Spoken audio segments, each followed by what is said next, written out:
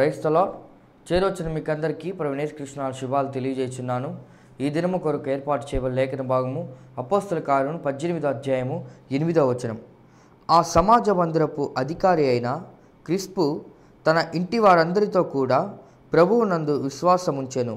మరియు కొరింథీయులలో అనేకులు విని విశ్వసించి బాప్టిజం పొందిరి. Praise the lord.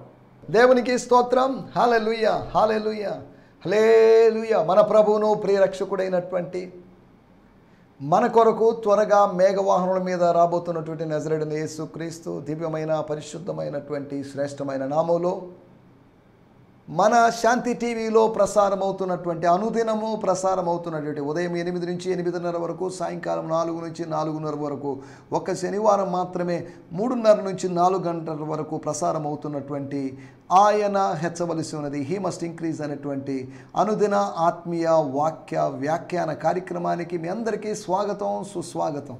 ఇది మీ కార్యక్రమం. This is your program, this is your family program. రండి ఈ కార్యక్రమానికి. ఇది ఎంటర్టైన్మెంట్ ప్రోగ్రాం కాకపోవచ్చు, లేకపోతే ఇది ఆత్మ సంబంధమైన కార్యక్రమం. ఇక్కడ ఆత్మ సంబంధమైన దీవెనలు మీకోసం సిద్ధంగా ఉన్నాయి. యెహోవా సన్నిధిలో పరిపూర్ణ సంతోషము కలదు అన్నట్లుగా దేవుని కార్యక్రమాల ద్వారా దైవికమైన శక్తిని మీరు అనుభవించవచ్చు. ఆత్మీయ కన్నులు తెరవబడేటువంటి అనుభవాల్లోకి రావచ్చు అనే సంగతిని మీకు జ్ఞాపకం చేస్తున్నాను. స్తోత్రం. మీరు మీ కుటుంబ సభ్యులందరూ క్షేమంగా ఉన్నారని నేను భావిస్తున్నాను. దేవుని స్తోత్రం. మీ కుటుంబ సభ్యులైన వారందరికీ ప్రత్యేకమైన వందనాలు. ఎవరైనా అనారోగ్యంతో ఉండి ఇంకా నిద్ర లేవకుండా ఉన్నట్లయితే వారి కొరకు ప్రత్యేకంగా ప్రార్థన చేస్తాం. దేవుడు వారిని దర్శించాలి, వారిని దర్శిస్తాడు. రక్షింప నేరక ఉండినట్లు, అనగా స్వస్థత పరచ నేరక ఉండినట్లు యెహోవా హస్తము, దేవుని హస్తము, healing hand has not become short end, కురచ కాలేదు, పొట్టిది కాలేదు, అనగా చెయ్యి చాపబడి ఉంది. ఆ చెయ్యి చాపబడి మనల్ని చేరుకోవడానికి సిద్ధంగా ఉంది. God is ready to heal. నిన్న నేడు నిరంతరము ఏకరీతిగా ఉన్న దేవుడు ఈ ఉదయకాలము కూడా మీ కుటుంబ సభ్యులను దర్శించడానికి ఆయన సిద్ధంగా ఉన్నాడనే సంగతిని మీకు జ్ఞాపకం చేస్తున్నాను. స్తోత్రం. ఆయన అందరినీ ప్రేమించే దేవుడు. యెహోవా అందరికీ ఉపకారి. ఆయన ఎవరికి అపకారి కాదు.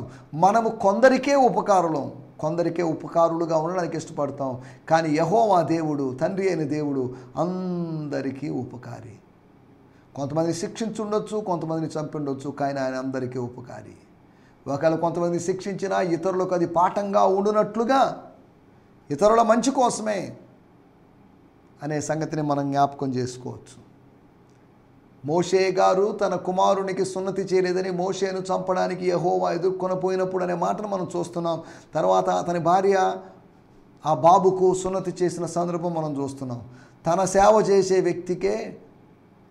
వ్యక్తి విషయంలోనే దేవుడు స్ట్రిక్ట్గా ప్రవర్తించాడు, కఠినంగా వ్యవహరించాడు. ప్రేమ కలిగిన దేవుడే ఆయన కఠినంగా వ్యవహరిస్తాడు. కాబట్టి విశ్వాసులైన వారు ఎంతో జాగ్రత్తగా ఉండాలి. మన దేవుడు దహించు అగ్ని ఉన్నాడు. ఆయన చేతిలో పడుట భయంకరం. ఎందుకంటే ఆయన చేతిలోంచి పడ్డామంటే తప్పించుకొని పోలేము, శిక్ష అనుభవిస్తాం, దాంతో అంతమొందుతాం. ఒకడు అగ్నిని తన ఒడిలో ఉంచుకుంటే అది కాలకుండా ఉంటుందా, కాల్చకుండా ఉంటుందా? కాబట్టి మనం ఆత్మ సంబంధమైన విషయాల్ని మన ఒడిలో ఉంచుకున్నట్లుగా, మనలో ఉంచుకొని మనం ఎలాగంటే అలా ప్రవర్తించడానికి వీల్లేదు. నాగటి మీద చెయ్యి పెట్టి వెనుక తట్టు చూచువాడు దేవుని రాజ్యానికి పాత్రుడు కాడు, అనగా దేవుని రాజ్యం విషయమైన ద్వారము అతనికి కొరకు మూయబడి ఉంది. అతని కొరకు పాతాళలోక ద్వారము తెరవబడింది. దేవుడు అతన్ని స్వర్గములోకి స్వీకరించడానికి ఇష్టపడడం లేదు, నరకానికి పంపించడానికే ఇష్టపడుతున్నాడు. చిన్నమందా భయపడద్దు, మీకు రాజ్యం అనుగ్రహించుటకు దేవుని చిత్తమైనది, తండ్రికి ఇష్టమైనది అని రాయబడింది. కానీ ఇక్కడ తండ్రికి ఇష్టం లేని విషయం ఏంటి అంటే, స్తోత్రం, మనం ఆలోచిస్తున్నట్టు విషయం, నాగటి మీద చేయి పెట్టి ముందు చూడకుండా వెనుక చూసేవాడు, గతాన్ని చూసుకుంటూ ఉండేవాడు, గతం చూస్తూ గడుపుతూ భవిష్యత్తును మరిచిపోయినవాడు, ప్రస్తుతాన్ని విస్మరించిన వానికి దేవుడిచ్చేటువంటి శిక్ష, పనిష్మెంట్ నరకమే అనేటువంటి సంగతిని మీకు నరకం ఉందా లేదా, నరకం ఉందని లేదని చాలామంది ఇలా వాదనలోకి వెళ్తున్నారు. కొంతమంది నరకం లేదని, యూనివర్సలిజం అనేటువంటి సిద్ధాంతాన్ని భావించేవారు లేదండి నరకమే లేదండి అని ఇలా బోధిస్తూ ఉండడం విచారకరం. సరే, ఏదేమైనప్పటికీ పరలోకం ఉంది కాబట్టి నరకము అనేది ఉంది, దేవుడున్నాడు కాబట్టి దెయ్యము అనేది ఉంది, వెలుగుంది కాబట్టి చీకటి ఉంది, పాపం ఉంది కాబట్టి పరిశుద్ధత ఉంది అనగా రెండూ ఉన్నాయి. ఏ పదమైనా దానికి ఖచ్చితంగా వ్యతిరేక పదం ఉంటుంది. పర్యాయ పదాలు బోళ్ళుంటే ఉండొచ్చు, కానీ ఒక పదానికి వ్యతిరేక పదం కూడా ఉంటుంది, ఖచ్చితంగా ఉంటుంది. వ్యతిరేక పదము లేని పదము అనేది ఏ భాషలో ఉండదు. ఆపోజిట్ వర్డ్ లేదా యాంటోనిమ్ లేనటువంటి పదము లేదు. సినానిమ్స్ బోల్డ్ ఉన్నాయి, కానీ ఒకవేళ యాంటోనిమ్స్ లేకపోతే వ్యతిరేక పదాలు కూడా అనేకం ఉండొచ్చు. ఎందుకు ఇవన్నీ చెప్తున్నానంటే మనం జాగ్రత్తగా అర్థం చేసుకోవాలి. మనం చిన్న మందగా మీరు కూడుకొని ఉన్నప్పుడు, మీ ఇంట్లో మీరు కూడుకున్నప్పుడు, వాక్యం వినడానికి సిద్ధంగా ఉంటున్నప్పుడు, మన క్రైస్తవులందరికీ పట్టినటువంటి ఒక పెద్ద జబ్బు ఏంటంటే చిన్న దైవజనులు, కొత్త దైవజనులు అనబడిన వారి ప్రసంగాలు ఎవరు వినడానికి కూడా ప్రయత్నం చేయరు. ఎంతసేపటికి వాళ్ళకి నచ్చినటువంటి లేకపోతే పెద్ద సంఘ కాపరుల యొక్క ప్రసంగాలే వింటారు. 2 తిమోతి పత్రిక 3వ అధ్యాయంలో లేకపోతే 4వ అధ్యాయంలో చెప్పినట్లుగా కొందరు దురద చెవులు కలిగిన వారై, అంత్యదినాల్లో దురద చెవులు కలిగిన వాళ్ళు, ఇచ్చింగ్ ఇయర్స్ కలిగిన వాళ్ళు ఎక్కువ మంది ఉంటారు. వాళ్ళు చేసేటువంటి పని ఏంటంటే తమకిష్టమైనటువంటి అనగా తమకు నచ్చినటువంటి అనగా తేనె పూసినటువంటి షుగర్ కోటెడ్ మాటలు మాట్లాడుతున్నటువంటి లేకపోతే అట్టి ప్రసంగాలు చేస్తున్నటువంటి ప్రసంగికులను వారు కోరుకుంటారు, లేకపోతే నవ్వించే కవ్వించే ప్రసంగికులను కోరుకుంటుంటారు. అది చాలా విచారకరం. ఈ రోజుల్లో మనకు సమ్మర్ కనుక, సమ్మర్ హాలిడేస్, రకరకాల మీటింగ్స్ జరుగుతున్నాయి. నేను చదువుతున్నాను. ఎందుకనగా జనులు హితబోధను సహించలేని విధంగా ఉంది హితబోధ. సౌండ్ డాక్ట్రిన్ అనేది, అపోస్తుల బోధ అనేది సహించడానికి కష్టంగా ఉంది, భరించడానికి కష్టంగా ఉంది. దురద చెవులు కలిగిన వారై, ఆత్మ సంబంధమైన దురద చెవులు కలిగిన వారై తమ స్వకీయ దురాశలకు అనుకూలమైన బోధకులను తమ కొరకు పోగు చేసుకొని సత్యమునకు చెవినీయక కల్పనా కథల వైపును తిరుగు కాలము వచ్చును. తిమోతి జాగ్రత్త నానా, యవనస్తుడా జాగ్రత్త, ఒక కాలం రాబోతుంది, యేసు ప్రభువులాగా ఒక కాలం రాబోతుందని ప్రవచనం చెప్పాడు. సత్యమునకు చెవినీయక, దురద చెవులు గనుక సత్యానికి చెవినివ్వలేదు, పాపపు బురదను అనగా చెడు విని దురద చెవులు, బురద చెవులు, ఇలాంటి చెవులు కలిగినటువంటి ప్రజలు. దీని గురించి నేను చదువుతున్నాను, బ్రియాన్ సిమ్మన్స్ గారి తర్జుమాలు చదువుతాను. ఏం రాయబడిందో, ఎలా తర్జుమా చేసిందో మరి నాకైతే తెలియదు, కానీ నేను చదువుతున్నాను. For the time is coming when they will know longer listen and respond to the healing words of truth because they will become selfish and proud. For the time is when they will no longer listen and respond to healing words of truth. స్వస్థపరిచేటువంటి సత్యపు మాటలను వాళ్ళు they will not respond because they will become selfish. స్వార్థపూరితమైన ప్రజలుగాను గర్వాంధులుగా మారిపోయారు. They will seek out teachers with soothing words that line up with their desires, saying just what they want to hear. చూడండి, వాళ్ళకి ఇష్టమైనటి బోధకులు, కొంతమందికి ఇష్టమైన బోధకులు ఉన్నారు. ఇష్టమైన బోధకులు, దేవుడు పంపిన బోధకులు కాదు వాళ్ళకి కావాల్సిన, వాళ్ళకి ఇష్టమైన పలానా అయితే బాగుండండి, బాగా నవ్విస్తాడండి, కవిస్తాడండి. దురద చెవులు కలిగిన విశ్వాసుల యొక్క లక్షణం ఇది. ఆత్మ సంబంధమైన తెరవబడిన చెవులు కలిగిన విశ్వాసుల లక్షణం కాదు ఇది అనే సంగతిని మీకు గుర్తు చేస్తున్నాను. దేవుని స్తోత్రం, హల్లెలూయా. ఈ సమయంలో మనము లేఖన భాగాల్లోకి వచ్చేద్దాం రండి. నిన్న మనం ఆలోచించిన విషయాలు, మనము విడిచిపెట్టాల్సినటువంటి కొన్ని స్థలాలు ఉన్నాయి, విడిచిపెట్టాల్సినటువంటి అనుభవాలు ఉన్నాయి. శిష్యత్వం అనేది విడిచిపెట్టడంతో ఆరంభమవుతుందని, అనగా ఆత్మ సంబంధమైనటువంటి విద్యార్థిత్వం లేకపోతే విద్యార్థి అనుభవము అనేది విడిచిపెట్టడంతోనే ఆరంభమవుతుందని, విడిచిపెట్టకుండా, విస్మరించకుండా లేదా విధేయత చూపించకుండా మనము శిష్యత్వపు అనుభవంలో కొనసాగలేమని నిన్న మనం ఆలోచించాం. వారు రోమాని విడిచిపెట్టి వెళ్ళాలి. ఫ్యామిలీస్ ఎక్కడికి వెళ్ళగలరు, ఎలా వెళ్ళగలరు? సింగిల్గా అయితే వెళ్ళొచ్చు. అయినప్పటికీ కూడా ఫ్యామిలీస్ అయినప్పటికీ కూడా కఠినంగా కనికరాన్ని ఏమాత్రం చూపించకుండా వెళ్ళిపోండి, పలాని టైం ఇస్తాను, ఇంత టైంలోపు మీరు ఖాళీ చేసి వెళ్ళిపోవాలి అని మా వాళ్ళకి ఆపర్చునిటీస్ దొరకడం లేదు, మా వాళ్ళకి అవకాశాలు దొరకడం లేదు.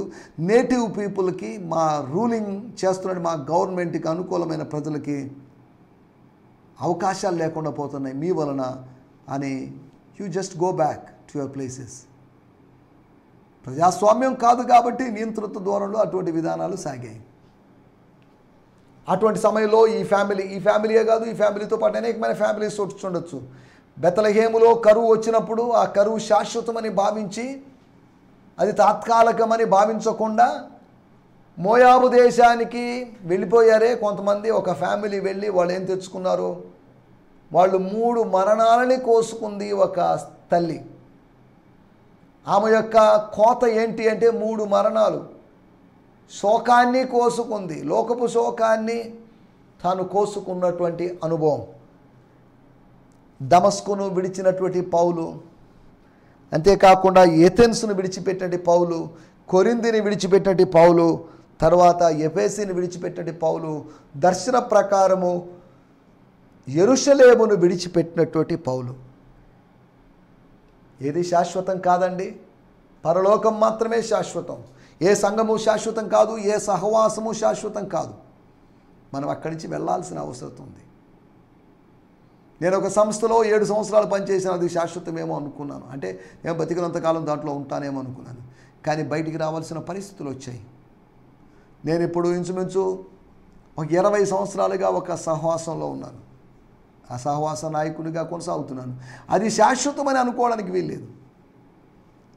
ఒకవేళ దీనికి ఆర్థికంగా సహాయము చేసేటువంటి దైవజనులు వాళ్ళు ఒకవేళ ప్రభువును నిద్రించి, దాని తర్వాత వారి తర్వాత వచ్చిన వాళ్ళు ఆర్థిక సహాయం చేయలేని పరిస్థితిలో ఉన్నప్పుడు ఈ సహవాసం ముందుకు సాగలేదు. ఈలోపు స్థానిక సంఘములు, జిఎఫ్ఐ అనేటువంటి సహవాసంలో ఉన్న సంఘములు స్వయం పోషక సంఘాలుగా మారకపోతే సమస్య అవుతుంది. సరే, ఇలాగా మనం విడిచిపెట్టాలి ఏది. అందుకనే అక్కడక్కడ కొన్ని సంస్థల్లో 3 సంవత్సరాల ఒక ప్రాంతంలో ఉంచి తర్వాత ట్రాన్స్ఫర్స్ చేస్తుంటారు.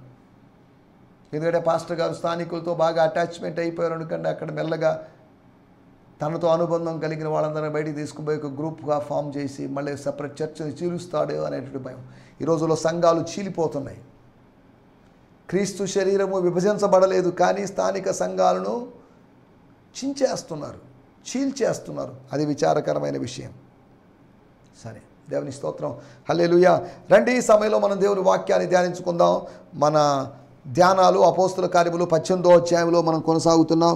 ప్రభు కృపను బట్టి ఇప్పటి వరకు 19 ధ్యానాలు అందించడానికి ప్రభు సాయం చేశాడు. ఇంకా మరికొన్ని ధ్యానాల తర్వాత మనం 19వ అధ్యాయంలోకి వెళ్దాం. అపోస్తుల కార్యములు 18వ అధ్యాయము 8వ వచనం. Book of Acts 18th chapter verse 8.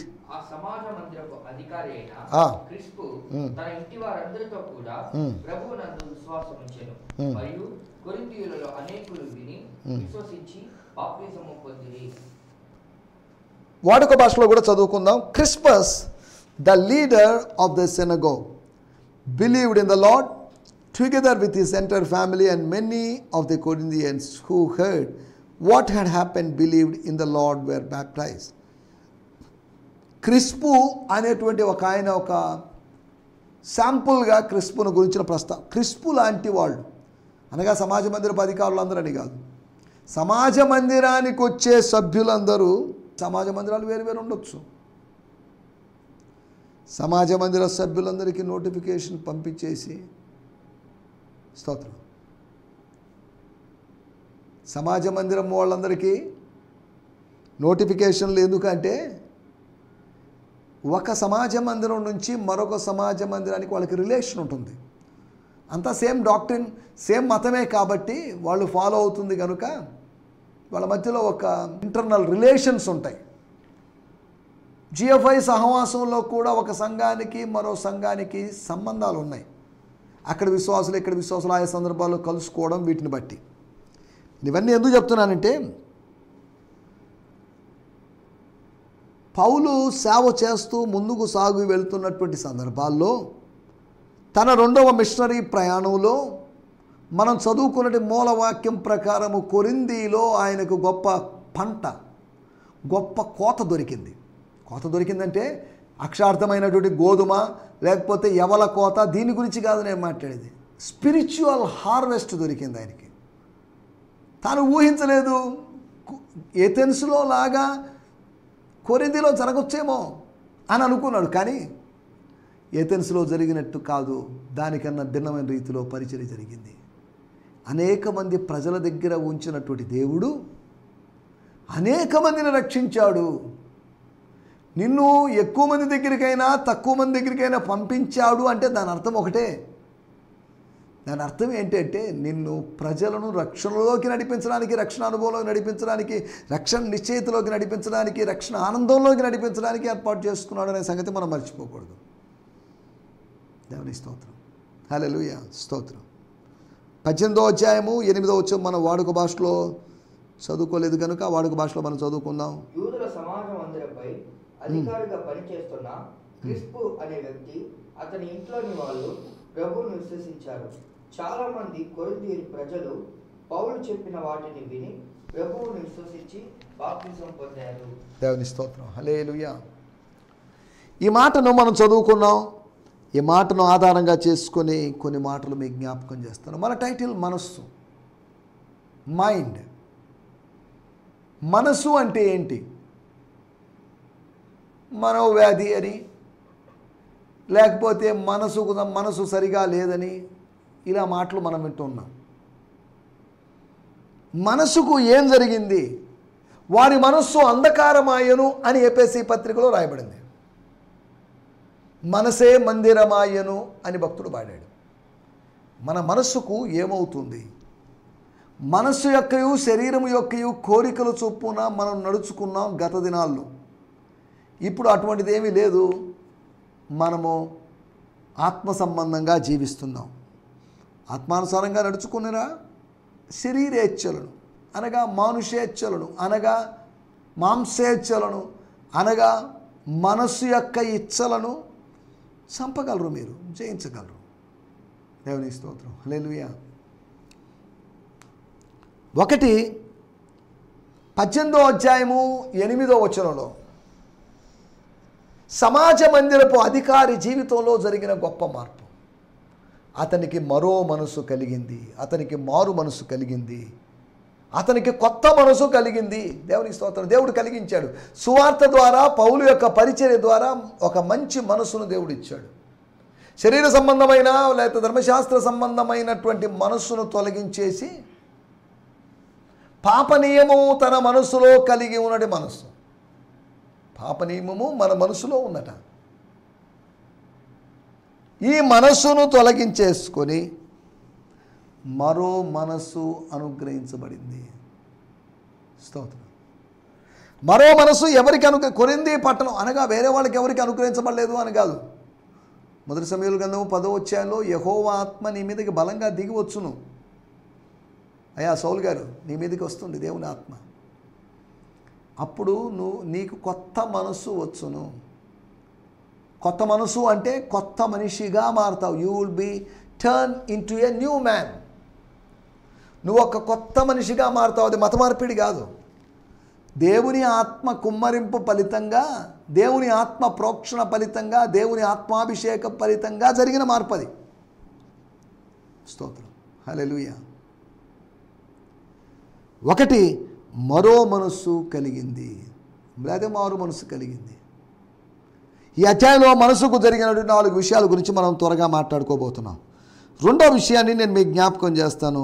అపోస్తుల కార్యములు 18వ అధ్యాయము 11వ వచనం. అతడు వారి మధ్య దేవుని వాక్యము బోధించుచు ఒక సంవత్సరం మీద 6 నెలలు అక్కడ నివసించెను.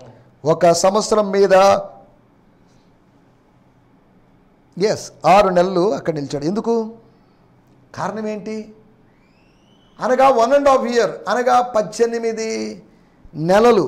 18 నెలలు అంటున్నప్పుడు ఇంచుమించు 500 చిల్లర రోజులని, 547 రోజులన్న లెక్క. మనం 550 రోజుల వరకు అక్కడ ఉన్నట్లుగా మనం చూడగలం. వెళ్ళిపోవాలనుకున్నాడు, ప్యాక్ చేసుకుని వెళ్ళిపోవాలనుకున్నాడు, కానీ దేవుడు మాట్లాడాడు, అక్కడ ఆగిపోయాడు. పరలోకపు దర్శనము నిన్ను ఆపుతుంది. నిన్ను ఎప్పుడు పంపించాలో అప్పుడు పంపిస్తుంది. అది సమయానికి ముందు పంపించదు, సమయం దాటి పంపించదు, సమయంలోనే పంపిస్తుంది. ఒక బేబీ 9 నెలలు దాటిన తర్వాత 10వ నెలలో పుట్టాలి. కానీ కొన్నిసార్లు 7వ నెల 8వ నెలలో పుట్టేటువంటి బేబీస్ ఉన్నారు, తర్వాత ఆలస్యంగా పుట్టే బేబీస్ ఉన్నారు. రైట్ టైంలో పెయిన్స్ వచ్చి డెలివరీ జరుగుతుంది, అది వేరే విషయం. ఎందుకు చెప్తున్నా అంటే ఇక్కడ కూడా మనం ఆలోచిస్తున్నట్టు విషయం, ఉండాలా వద్దా కొరింథీలో? ఉన్నా మంచిదే, లేకపోయినా మంచిదే. నేను శరీరంలో ఉన్నా ఒకటే, లేకపోయినా ఒకటే. లేకపోతే నేను దేవునితో ఉంటాను, ఉంటేనా మనుషుల మధ్యలో ఉంటాను అని పౌలు చెప్పినటువంటి లాజికల్గా చెప్పిన మాటలు మనం ఆలోచించవచ్చు. ఒకటి, మరో మనసు కలిగిందని. రెండో విషయము మనం ఆలోచిస్తున్న విషయము, మనస్సు కుదిరింది. మనసు కుదిరింది అని చెప్పినప్పుడు రూతు గ్రంథము 1వ అధ్యాయములో 18వ వచనంలో మనం గమనించినట్లయితే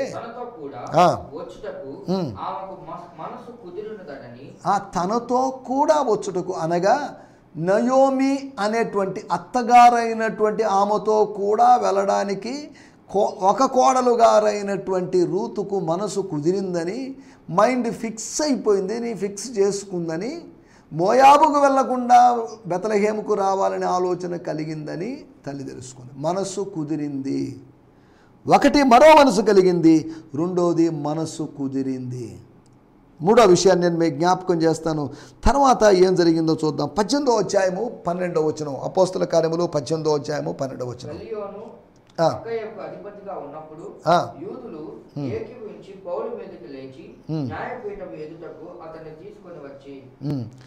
దేవుని స్తోత్రం, హల్లెలూయా. న్యాయపీఠము ఎదుటకు అతనిని తీసుకొని వచ్చి యూదులందరూ లేచారు, యూదులందరూ ఏకీభవించారు. ఈ మాట చెప్పినప్పుడు కీర్తన గ్రంథము 2వ అధ్యాయంలోని మాటలు నాకు గుర్తొస్తాయి.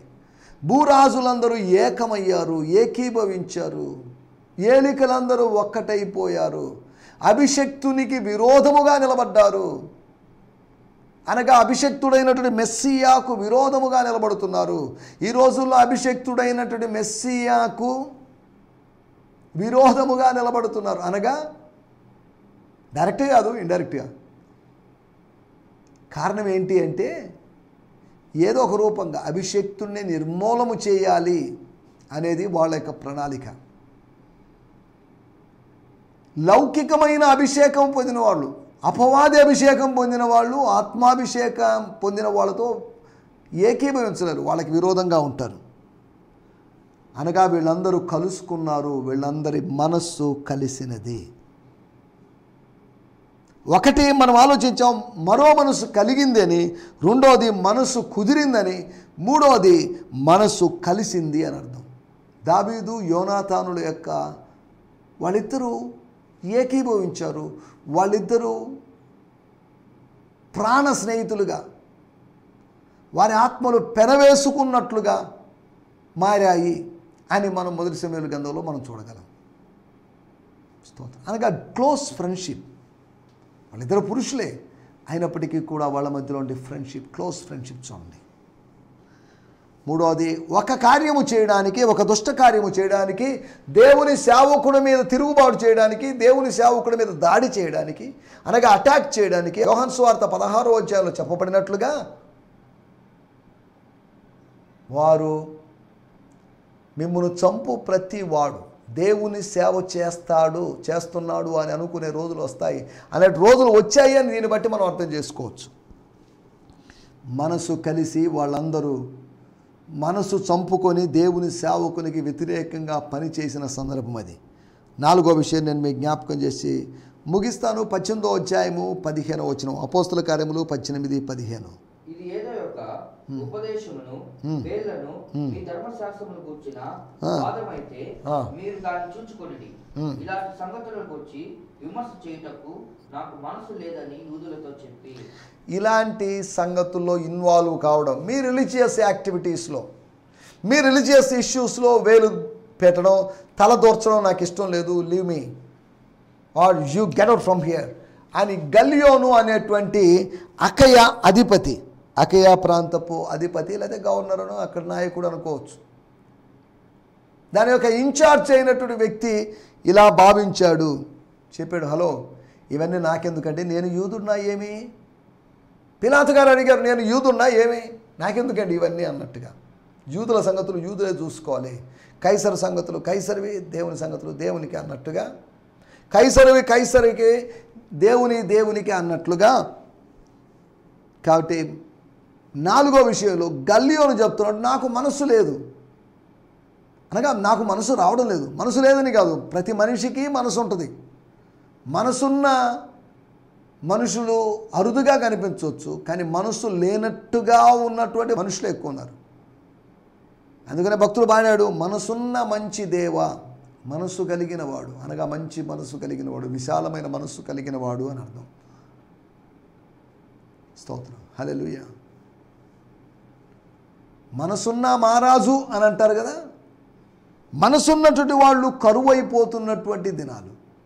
మనసు కలిగి ఉండడం, మనసు కలిగి ఉన్న మనుషులు మరీచికలుగా మారిపోతున్నటువంటి రోజులవి, అనగా ఎండమావులుగా మారుతున్న రోజులవి. స్తోత్రం. అనగా అపోస్తలుడైన పౌలు కూడా ఒక సందర్భంలో అన్నాడు, 16వ అధ్యాయంలో 1 కొరింథీయులకు రాసిన పత్రిక 16, దీని విషయంలో నాకు మనసు లేదు.